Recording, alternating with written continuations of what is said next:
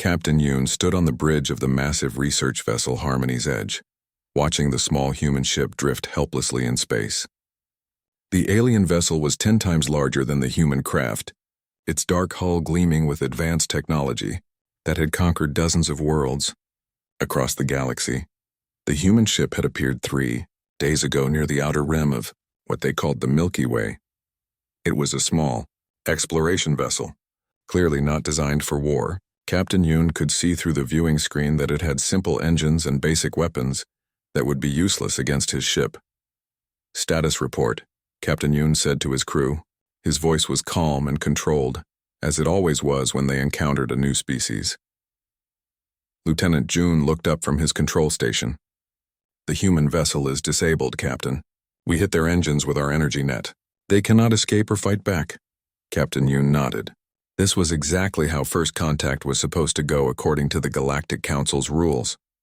Find a new species, disable their ships, study them, then decide if they were worth keeping alive or if they should be destroyed. "Any communication attempts from the humans?" Captain Yoon asked. "Yes, Captain," replied Communications Officer Nari. "They keep sending basic mathematical signals and simple pictures. They seem to want to talk." Captain Yoon almost smiled. Every new species tried to communicate when they were captured. They all thought they could negotiate their way out of the situation. They never could. "Prepare the boarding party," Captain Yoon ordered. "We need specimens for Dr. Kang to study." Dr. Kang stepped forward from where he had been quietly observing.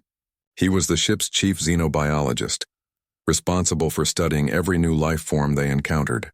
He had examined over 40 different species in his career. Most of them were now extinct. "How many specimens do you want me to prepare for?" Dr. Kang asked. "Just 1 for now," Captain Yoon replied. "We follow standard protocol. 1 test subject first. If they prove interesting, we can collect more later." The boarding party consisted of 6 heavily armed soldiers wearing full combat armor. They used a transport beam to enter the human ship directly. Captain Yoon watched on the main screen as his soldiers moved through the small vessel. The human ship was surprisingly clean and organized inside. The walls were white and simple, with basic controls and equipment. There were no weapons visible anywhere. The soldiers found 5 humans on the ship, but following orders they only took 1.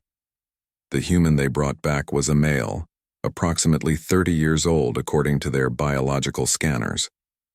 He had dark hair and wore a simple blue uniform with no military markings.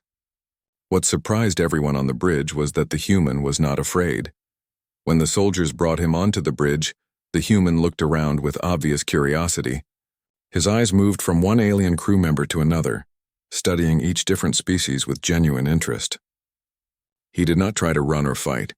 He did not beg for his life or demand to be returned to his ship. "Fascinating," Dr. Kang muttered, already making notes on his portable scanner. Captain Yoon approached the human. The alien captain was nearly 2 meters tall with gray skin and 4 arms. His species had evolved on a high-gravity world and was naturally intimidating to most life forms. The human looked up at him without any sign of fear. "I am Captain Yoon of the Galactic Council research vessel Harmony's Edge," the captain announced in the human's language. The ship's computer had already analyzed their communications and created a translation system. "Hello, Captain Yoon," the human replied politely. "My name is Hyun. I'm the communications officer on the exploration ship Wanderer. It's very nice to meet you even under these circumstances." Several crew members on the bridge exchanged surprised looks. The human was being polite, friendly even. This was not the usual reaction they received from captured specimens. "You are now a prisoner of the Galactic Council," Captain Yoon informed him. "You will be studied and tested to determine the capabilities and weaknesses of your species." "I understand," Hyun said with a small nod. "That makes sense. We would probably do the same thing if we found alien visitors near Earth. We're naturally curious about new life forms too." Dr. Kang stepped closer, his scientific instruments already scanning the human. "Most species become extremely distressed when informed they will be experimented upon," he observed. "Are you not concerned about your safety?" Hyun thought about this for a moment. "Well, I would prefer not to be hurt, of course, but I understand that you need to learn about us. Maybe we can help each other. I can answer questions about humans and you can tell me about your different species. I've never seen beings like you before. It's really quite amazing." The bridge fell completely silent. In 43 years of service, Dr. Kang had never heard a test subject offer to cooperate with their own examination. Most species either fought desperately or collapsed in terror when captured by the Council. "You are willing to submit to our tests?" Captain Yoon asked slowly.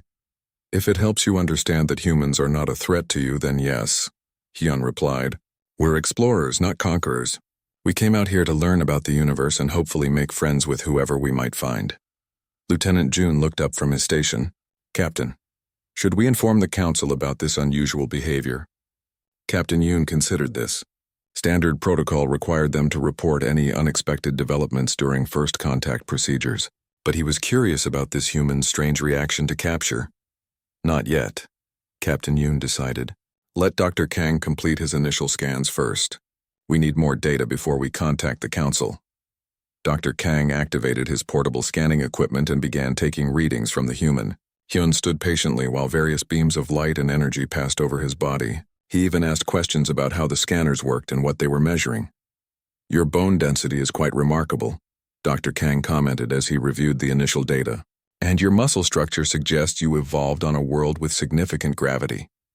Earth has what we consider normal gravity," Hyun explained. "But we've learned to live in many different environments. Some humans live on space stations with very low gravity. Others work in underwater cities with high pressure. We adapt pretty well to new conditions." Dr. Kang made more notes. Adaptability was always an important factor when evaluating new species. Highly adaptable species were usually considered more dangerous by the Council. "We should begin the full scanning process immediately," Dr. Kang suggested to Captain Yoon.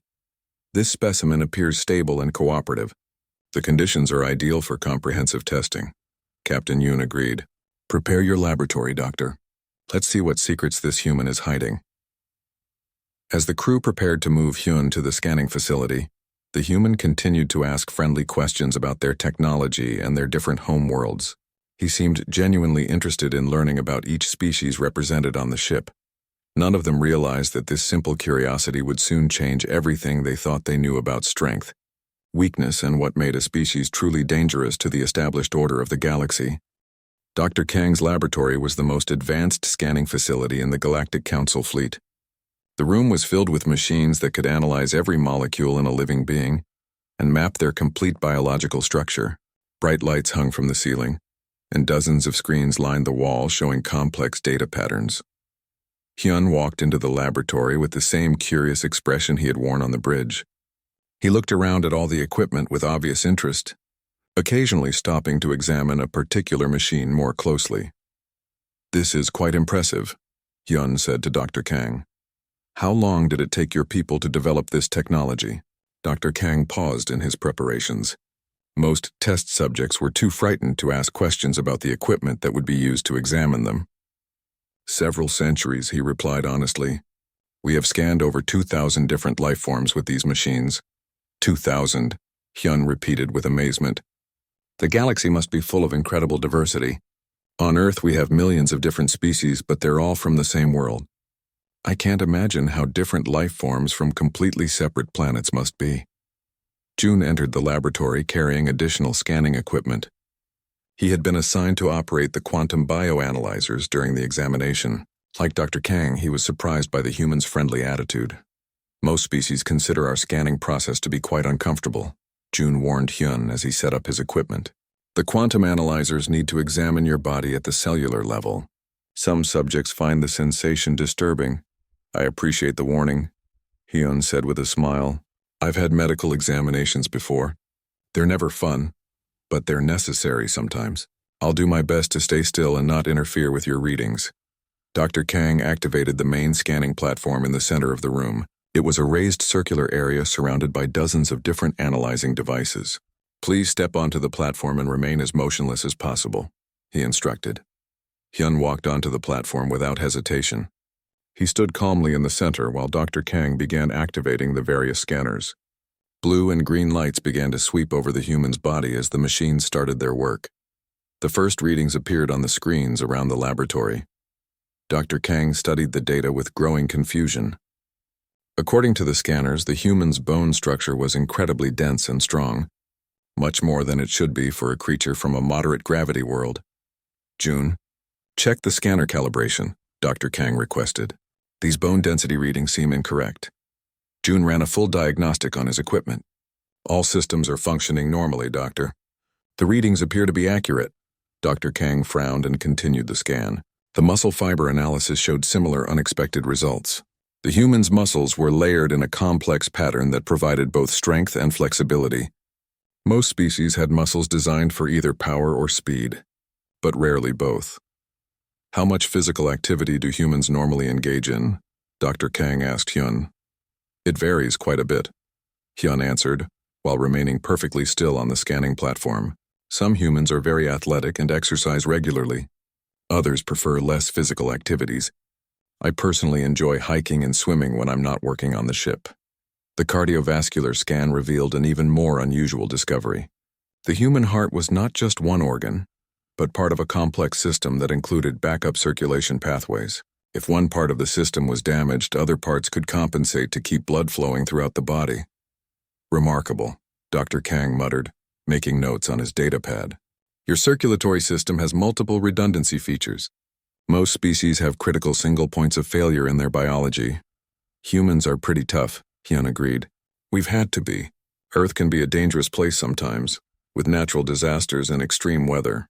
The humans who survived long enough to have children were usually the ones who could handle difficult situations. June looked up from his quantum analyzer controls. Doctor, I'm getting some very strange readings from the neural scan. You might want to look at this. Dr. Kang moved to June's station and studied the brain activity displays. The human's neural patterns were unlike anything in their database. Most species showed clear areas of the brain dedicated to specific functions, but the human brain seemed to have multiple systems that could work together in different combinations. The neural plasticity is extraordinary, Dr. Kang observed. Your brain appears capable of rewiring itself to adapt to new situations. Humans are good at learning new things, Hyun confirmed. We can usually figure out how to solve problems even when we encounter something completely new. It's one of our best survival traits. At that moment, Nari entered the laboratory. She was the ship's psychic evaluator, responsible for testing the mental and emotional weaknesses of captured species. Most aliens in the galaxy had some form of telepathic ability, and Nari was particularly skilled at finding psychological pressure points. Dr. Kang, Captain Yoon sent me to begin the psychological evaluation, Nari announced. How is the physical scan progressing?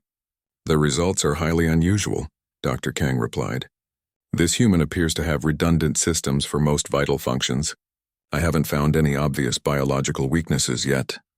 Nari approached the scanning platform where Hyun continued to stand patiently. I will need to establish mental contact to evaluate his psychological state, she informed Dr. Kang. She looked directly at Hyun. I am going to examine your thoughts and emotions. Most beings find this process very uncomfortable. I understand, Hyun said calmly. Will you be able to see all of my thoughts or just surface ones? Nari was surprised by the question. I can access most mental processes, she admitted. Surface thoughts, deep memories, emotional reactions, fear responses. That's fascinating, Hyun replied. We don't have telepathic abilities on Earth. I've always wondered what that would be like. Please go ahead with your examination. Nari placed her hands near Hyun's head and began to establish mental contact. Immediately, she was overwhelmed by the complexity of the human mind. Instead of the simple, organized thought patterns she expected, she found layer upon layer of interconnected ideas, memories, and emotions. She probed deeper, looking for the fear response that should activate when a being realized they were in mortal danger. Every species had this basic survival instinct, and it always created a weakness that could be exploited. But as Nari searched through Hyun's mind, she discovered something that made her step back in shock. The human was afraid, but his fear was not paralyzing him. Instead, it was making him more alert, more focused, more ready to act if necessary. Doctor, Nari said in a shaky voice, I need to speak with you privately. Dr. Kang paused the scanning sequence and joined Nari at the edge of the laboratory. What did you find? The human's fear response is completely backwards, Nari whispered. When most species become afraid, they freeze or try to flee. This human's fear makes him stronger. It's like his mind treats danger as a challenge to overcome rather than a threat to avoid. Dr. Kang looked back at Hyun, who was still standing patiently on the scanning platform. Are you certain about this reading? Completely certain, Nari confirmed. And there's something else. I tried to find his breaking point, the level of pressure that would make him surrender. Doctor, I don't think he has one. His mind just keeps adapting to whatever stress I applied. Dr. Kang returned to his scanning equipment and began running more detailed analyses.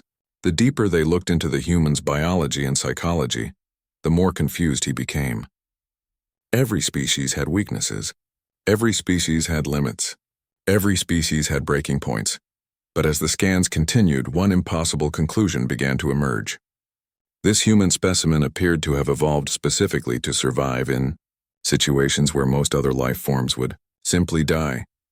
The scanning equipment began to emit warning signals as it struggled to categorize the data it was collecting. On screen after screen, the same message began to appear.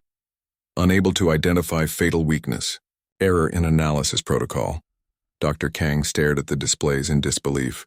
In 40 years of xenobiology, he had never seen readings like these. According to their most advanced scanning technology, they had just discovered a species with no exploitable weaknesses. He realized that this discovery would change everything the Galactic Council thought they knew about biological limitations, and he was beginning to suspect that the implications would be far more dangerous than anyone could imagine. The central computer of the Harmony's Edge began making sounds it had never made before.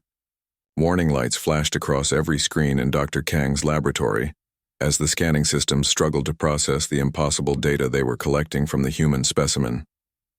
Senior Technician Day rushed into the laboratory, carrying emergency repair equipment. He had been working on the ship's computer systems for over 20 years and had never seen the main processing unit behave like this. Doctor, what exactly are you scanning in here? Day asked while checking the status displays on his portable diagnostic unit. The central computer is showing critical errors in the analysis protocols. Dr. Kang gestured toward Hyun, who was still standing calmly on the scanning platform. We are conducting a standard biological and psychological evaluation of this human specimen. The computer should be able to categorize his weaknesses according to established parameters. Well, it's not working, Day replied, connecting his equipment to the main scanning console. The system keeps trying to complete the analysis, but it cannot find the data it's looking for. It's stuck in an infinite loop, Hyun spoke up from the platform. I hope I'm not causing too much trouble with your equipment. If there's anything I can do to help, please let me know. Day looked at the human with surprise. You're concerned about our equipment problems? Of course, Hyun replied. You're trying to understand my species, which is a reasonable thing to do when you meet someone new. I don't want technical difficulties to interfere with your research. June, who had been monitoring the quantum analyzers, shook his head in amazement. The psychological profile scanners have completely shut down. According to the readouts, this human has no psychological weaknesses that can be exploited. That's impossible, Day stated flatly. Every species has mental pressure points. Fear of death, fear of pain, fear of losing family members. The scanners are designed to identify these universal responses. Nari, still recovering from her telepathic contact with Hyun, spoke quietly from the corner of the laboratory. I can confirm that his mental patterns are unlike anything in our database. This human does not respond to psychological pressure the way other species do. Dr. Kang activated the main display screen to show Captain Yoon the scanning results. The captain's image appeared on the screen, and Dr. Kang could see the bridge of the ship behind him. Captain, I need to report our preliminary findings, Dr. Kang began. The human specimen is producing readings that do not fit our standard analysis protocols. Captain Yoon's expression showed his concern. Explain. The biological scans indicate that humans have multiple redundant systems for all vital functions, Dr. Kang reported. If one organ or system fails, others can compensate. The psychological evaluation suggests that their fear responses actually increase their capabilities rather than diminish them. Are you telling me this species has no weaknesses? Captain Yoon asked with disbelief. That is what the scanners are indicating, Dr. Kang confirmed. The computer cannot complete its analysis because it cannot categorize the human according to established parameters for biological and psychological vulnerabilities. Captain Yoon was silent for a long moment. In his many years of service with the Galactic Council, he had encountered dozens of species.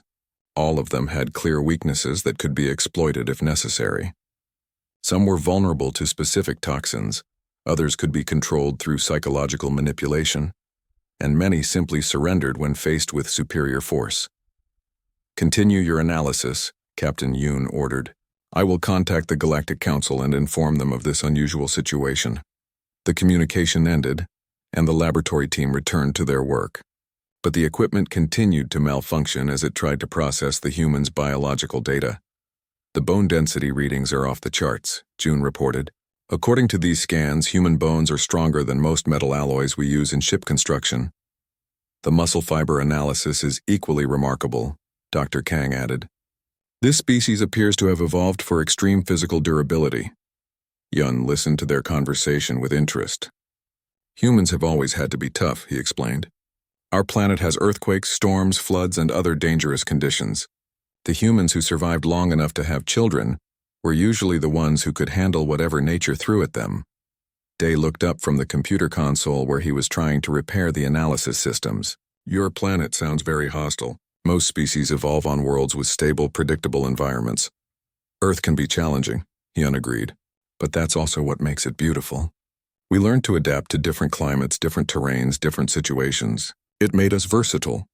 Dr. Kang studied the data patterns on his screens. The more he learned about humans, the more concerned he became. The Galactic Council maintained order throughout the galaxy by ensuring that every species had exploitable weaknesses.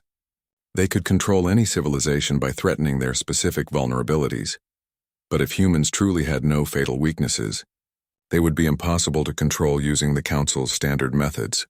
"Doctor," Nari said suddenly, "I think we need to consider the possibility that this human is not representative of his species.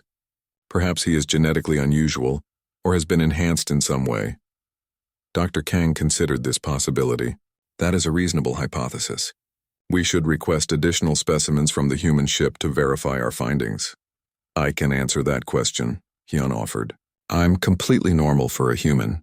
My friends on the ship have the same basic capabilities I do. Some of them are stronger or smarter in certain areas, but we all have the same general resilience."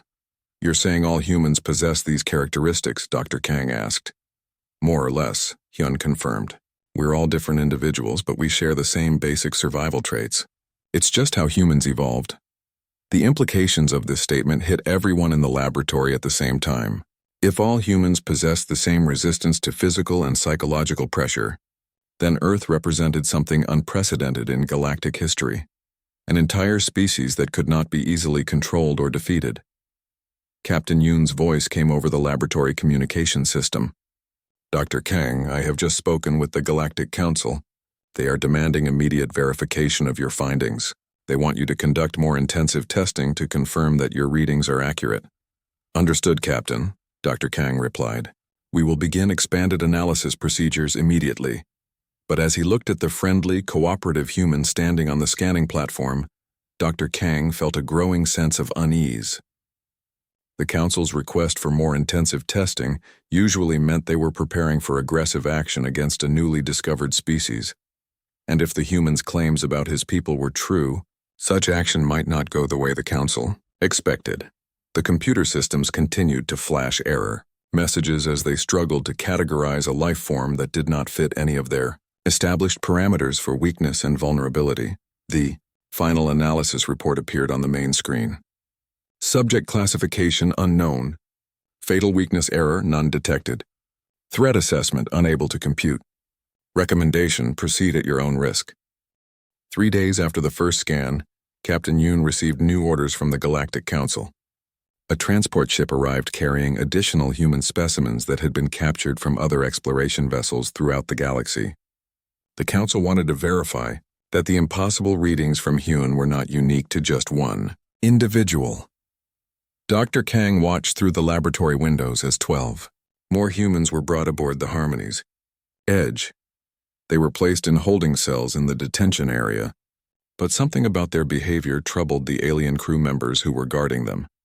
The new human prisoners were not acting like typical captured specimens. Instead of being frightened or desperate, they seemed curious about their surroundings. They asked questions about the ship, the crew, and the technology they observed. Some of them even thanked their guards for providing food and water. "This is very unusual behavior," reported Security Chief Hwan to Captain Yoon. "Most species become extremely distressed. when captured and imprisoned. These humans seem almost calm about their situation. Captain Yoon decided to observe the human prisoners himself. He walked through the detention area and was surprised by what he saw. The humans had organized themselves efficiently within their cells. One of them, a female named Soo-young, was examining the walls and door mechanisms with obvious technical interest. Another human, a male called Jae-won, was asking detailed questions about the alien guards' biology and physiology. He seemed genuinely fascinated by the different species represented among the crew. "You there," Captain Yoon called to Soo-young, who was studying the electronic lock on her cell door. "What are you doing?" Soo-young looked up with a friendly expression. "Oh, hello. I'm trying to understand how this locking mechanism works. It's quite ingenious. I'm an engineer, so I'm always interested in seeing new technology." "You are a prisoner," Captain Yoon reminded her. "You should be concerned about your fate, not studying our security systems." "Well, I am concerned," Soo-young admitted. "But being worried won't change my situation. I figure I might as well learn something interesting while I'm here. Besides, understanding how things work has always helped me solve problems." Captain Yoon moved to another cell where Jae-won was in conversation with one of the guards. "And what are you doing?" "I'm learning about different alien species," Jae-won replied enthusiastically. "Did you know that your guard here can see colors that humans can't perceive? His homeworld has a different type of star that produces light across a much wider spectrum. It's absolutely fascinating." The guard looked confused. "He keeps asking me questions about my planet and my people. Most prisoners are too frightened to speak to us at all." Dr. Kang joined Captain Yoon in the detention area. "I have been observing the new specimens for several hours. Their behavior patterns are consistent with our first subject. They show no signs of the psychological breakdown we normally see in captured beings." "Have you begun scanning the new subjects?" Captain Yoon asked. "Yes, Captain. The results are identical to our original findings. Every human shows the same biological redundancy and psychological resilience. It appears that these traits are standard for their entire species." Captain Yoon felt a growing sense of unease. In all his years of service, he had never encountered a species that seemed completely unaffected by capture and imprisonment. The humans were treating their detention as an opportunity to learn, rather than as a death sentence. "Dr. Kang, I want you to conduct the most comprehensive testing possible," Captain Yoon ordered. "The Council needs to understand exactly what we are dealing with here." Over the next 2 days, Dr. Kang and his team ran extensive tests on all 13 human subjects. They confirmed that every individual possessed the same remarkable biological and psychological characteristics that they had first observed in Hyun. But what worried the research team most was how quickly the humans adapted to their situation. Instead of becoming more distressed over time, they seemed to be settling into a routine. They exercised together in their cells, shared information about their different home colonies, and even began teaching each other new skills. Minho, who had been a colony administrator before his capture, started organizing the other prisoners into work groups. In-ha, who was a medical officer, began checking on everyone's health and providing basic medical care using improvised materials. Dong-hyun, a ship pilot, spent his time calculating navigation routes based on the star patterns visible through the small windows in their cells.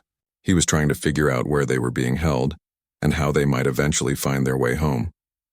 Most disturbing of all was their attitude toward their captors. Rather than showing hatred or fear, the humans seemed genuinely interested in learning about the different alien species on the ship. They asked thoughtful questions about other worlds, other cultures, and other ways of life. "They are gathering intelligence," Security Chief Hwan reported to Captain Yoon. "Every conversation they have with our crew members provides them with more information about our ship, our technology, and our capabilities." "Are they planning an escape attempt?" Captain Yoon asked. "I don't think so," Hwan replied. "They seem more interested in understanding us than in fighting us. But the information they are collecting would be very useful if they ever did decide to act against us." Dr. Kang requested permission to conduct one final test on the human subjects. The Council had provided him with their most advanced psychological warfare device, the Despair Engine. This machine had been used to break the will of entire civilizations by forcing beings to confront their deepest fears and most painful memories. The Despair Engine has never failed to break a test subject, Dr. Kang explained to Captain Yoon. "If these humans have any psychological weaknesses at all, This device will find them. Captain Yoon approved the test. The despair engine was brought to a secure testing chamber, and the humans were informed that they would be subjected to one more examination. What does this machine do? Asked Yun as he and the other humans were led into the testing chamber. It will examine your deepest fears and emotional vulnerabilities, Dr. Kang explained honestly. Most subjects find the experience extremely unpleasant. Will it cause permanent damage to our minds? Su-young asked with concern. It should not, Dr. Kang replied. But some subjects have experienced lasting psychological effects. The humans looked at each other and seemed to communicate without words. Finally, Hyun spoke for the group. We understand the risks, he said. If this test will help you understand that humans are not a threat to your people, then we are willing to participate. Dr. Kang activated the despair engine and watched the monitoring screens as it began to probe the humans' minds. What happened next would change everything. He thought he knew about the nature of fear, hope, and the human spirit. But for the first time since beginning his research on this strange species, Dr. Kang began to wonder if the real danger was not what the humans might do to the galaxy, but what the galaxy might learn from them. The despair engine hummed with deadly energy as Dr. Kang activated its full power sequence. The machine was designed to be the ultimate psychological weapon, capable of destroying the will to live in any sentient being. It worked by forcing subjects to experience their worst fears, their most painful memories, and their deepest sense of hopelessness all at the same time. The 13 humans stood together in the center of the testing chamber, linked to the machine through neural interface devices.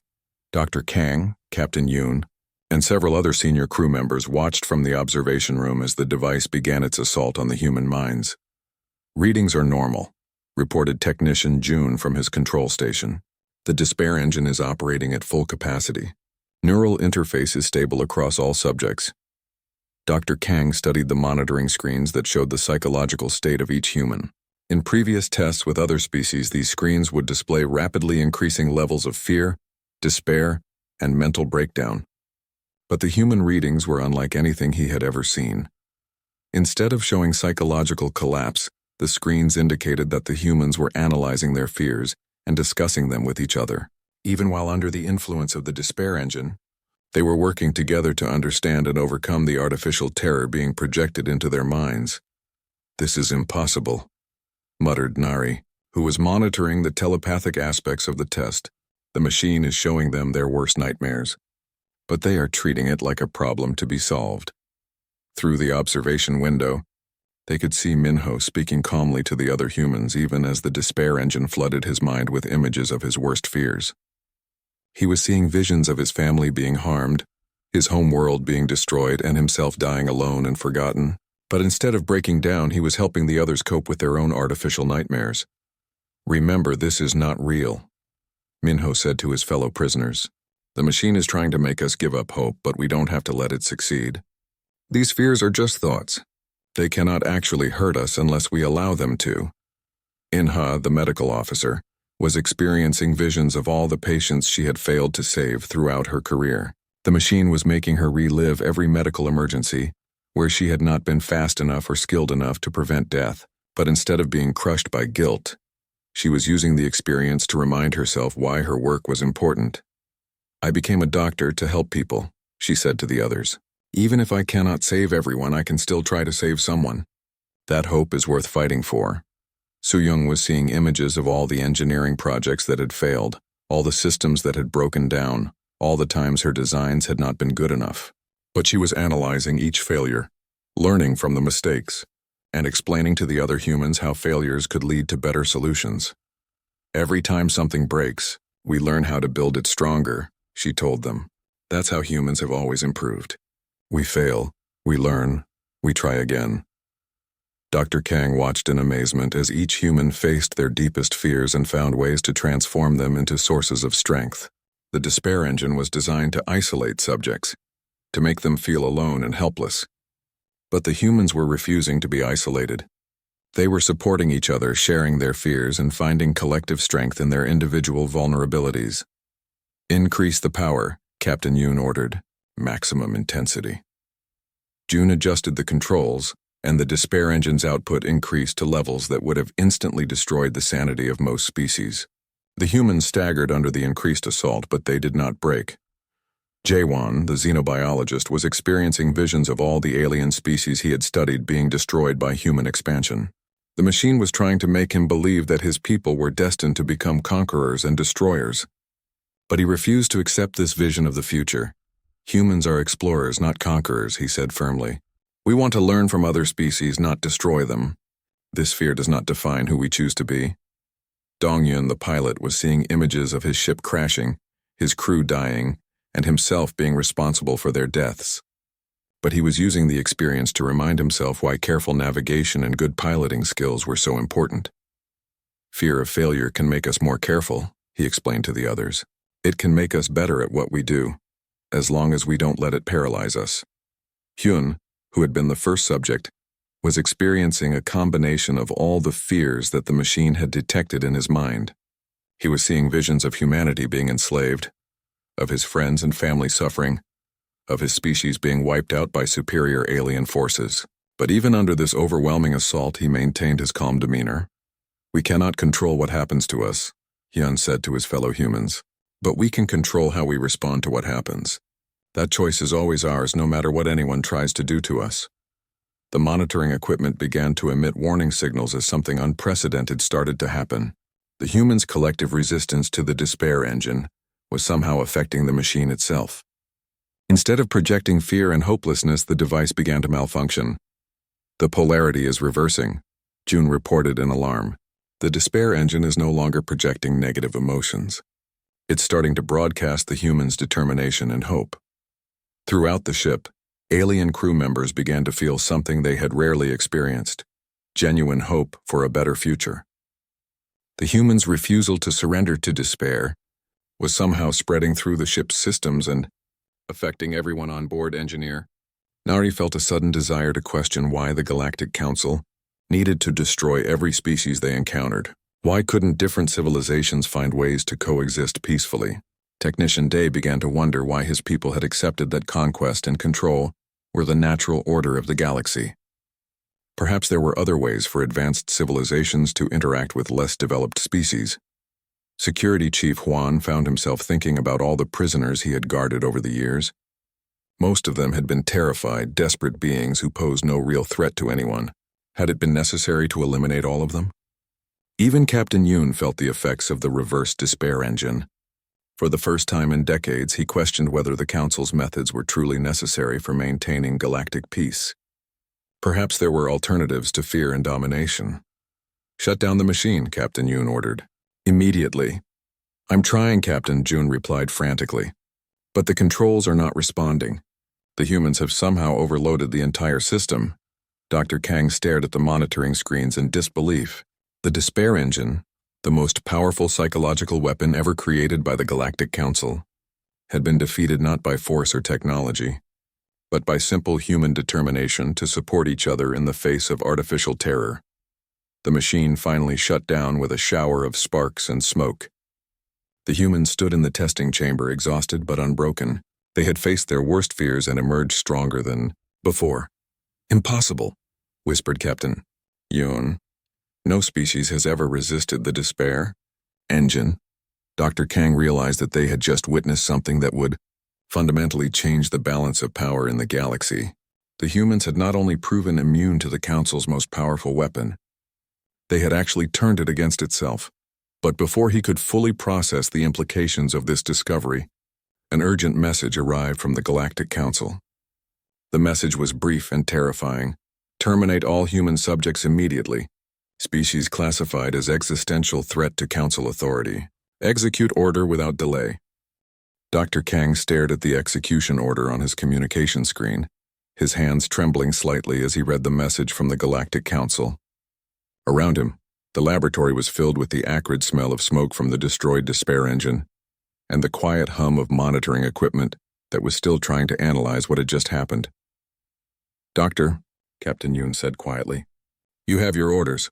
The human subjects must be terminated immediately." Dr. Kang looked through the observation window at the 13 humans who were helping each other recover from their ordeal with the psychological weapon. They were checking on each other's well-being, sharing water, and discussing what they had experienced during the test. Even after being subjected to the most powerful fear weapon in the galaxy, they were taking care of each other. "I cannot do it," Dr. Kang said firmly. "These beings have shown us nothing but cooperation and friendliness.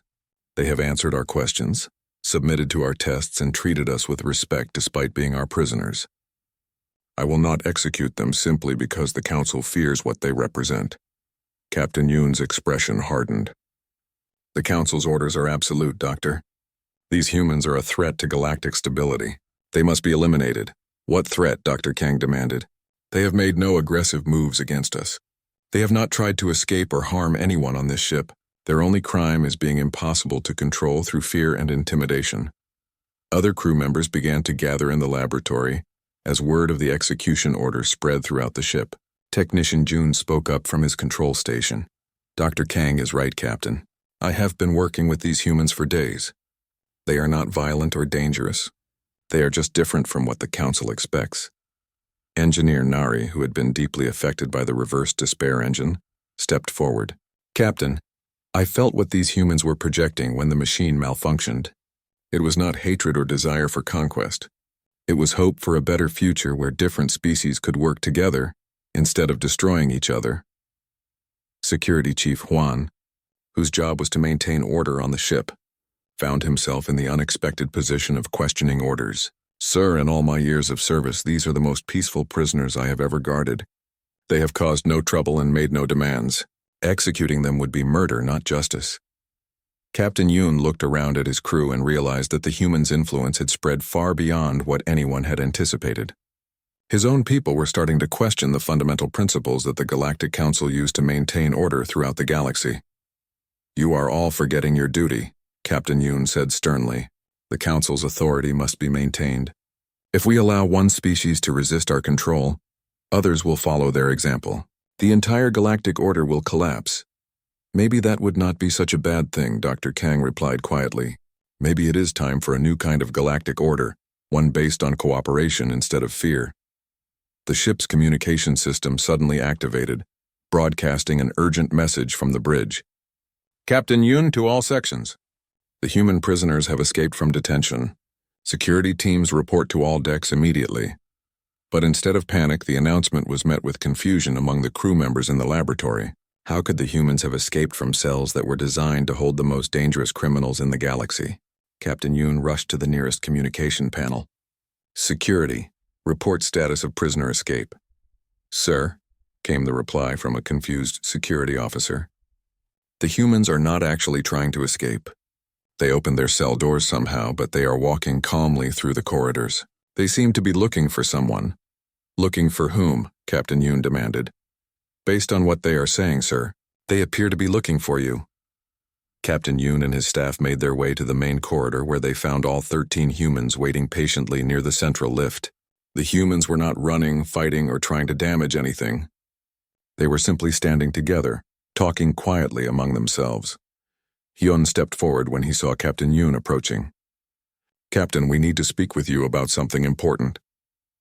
"You have escaped from your cells," Captain Yoon pointed out. "You are supposed to be secure prisoners." "The locks were not very complicated," Soo-young explained apologetically. "I figured out how they worked after studying them for a few days. But we are not trying to escape from your ship. We just wanted to have a conversation with you." "About what?" Captain Yoon asked suspiciously. "About the message you received from the Galactic Council," Jae-won replied. "We know they have ordered you to kill us." Captain Yoon was shocked. "How could you possibly know about classified council communications?" "We have been listening to your ship's internal communication system," Dong-yun admitted. "It was not difficult to access once we understood how your technology works. We wanted to understand our situation." "You have been spying on us," Captain Yoon accused. "We have been learning about you," Hyun corrected gently, "just as you have been learning about us. The difference is that we are not planning to use what we learned to harm you." Dr. Kang stepped forward. "What do you want from us?" "We want to offer you a choice," Minho replied. "You can follow the Council's orders and try to execute us. But we think there might be a better option for everyone." "What option?" Captain Yoon demanded. "You could join us," Inha said simply. "You could choose to reject the Council's authority and help us create a different kind of future for the galaxy." The suggestion was so unexpected that it left the alien crew members speechless. The idea of defying the Galactic Council was almost unthinkable for beings who had lived their entire lives under its absolute authority. The Council would hunt us down and destroy us, Captain Yoon protested. We would be branded as traitors and criminals. Maybe, Hyun agreed, but maybe not. We think there are probably other ships, other crews, other species, who are tired of living under a system based on fear and control. If we all work together, the Council might not be able to stop us. You are talking about revolution, Captain Yoon said quietly. We are talking about evolution, Soo-young corrected. A change from a galaxy ruled by fear to a galaxy guided by hope. Dr. Kang looked around at his fellow crew members and saw something in their faces that he had rarely seen before: the possibility of choosing their own destiny instead of simply following orders. What would happen to the humans if we refuse your offer? Dr. Kang asked. Then you would try to kill us, and we would try to stop you, Hyun replied honestly. Some of us might die and some of you might die. In the end, the galaxy would continue to be a place where different species cannot coexist peacefully. And if we accept your offer, then we work together to find a better way, Hyun said with a smile. We share our knowledge, our skills, and our hopes for the future. We prove that cooperation is stronger than conquest. Captain Yoon stared at the humans for a long moment. These beings had been scanned, tested, and subjected to psychological torture, yet they were offering friendship to their captors. They had escaped from their cells, yet they were not trying to take over his ship. They faced execution, yet they were proposing partnership. The Council will never accept this, Captain Yoon said finally. Then we will have to show them a new way of doing things, Hyun replied. One ship at a time, one species at a time, one choice at a time. Dr. Kang stepped forward and made his decision. I will not execute these humans. If that makes me a traitor to the Council, then so be it. One by one, other crew members made the same choice. Technician Jun, Engineer Nari, Security Chief Hwan, and dozens of others chose to stand with the humans rather than follow orders that violated their conscience. Captain Yoon looked around at his crew and realized that the humans had already won. Not through force or trickery, but through the simple power of offering hope for a better future. Very well, Captain Yoon said quietly. We will try your way, but if this leads to the destruction of everything we have known, the responsibility will be on your heads. We accept that responsibility, Hyun replied, and we will share it with you. 6 months later, the research vessel Harmony's Edge was joined by 17 other ships whose crews had made the same choice. The message they sent to the Galactic Council was brief. Species analysis complete.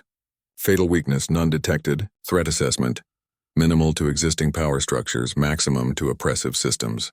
Recommendation: proceed at your own risk. Note: risk may be irrelevant as subjects appear more interested in friendship than conquest. The humans had been right about one thing. Their most dangerous weapon was not their strength or resilience, but their ability to inspire others to believe that a better galaxy was possible, and that belief once planted proved impossible to destroy.